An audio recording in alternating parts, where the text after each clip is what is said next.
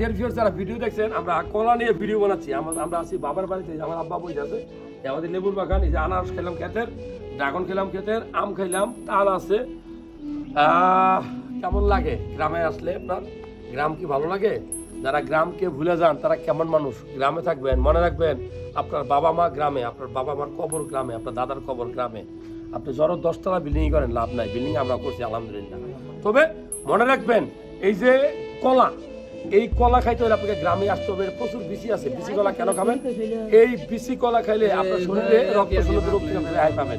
কলা যত বেশি খাবেন আপনার হার্ট ভালো থাকবে, কারণ পটাশিয়াম থাকে। আর বেশি পটাশিয়াম থাকার কারণে বেশি পটাশিয়াম থাকার কারণে এটা কিন্তু গাছ পাকা, বুঝতে পারছেন? এগুলো সবগুলো গাছ পাকা। অনেক দেখেন উড়াইতে পারতেছেন, অনেক কলা মাশাআল্লাহ। আমরা নিয়ে যাবো, আমরা নিয়ে যাবো।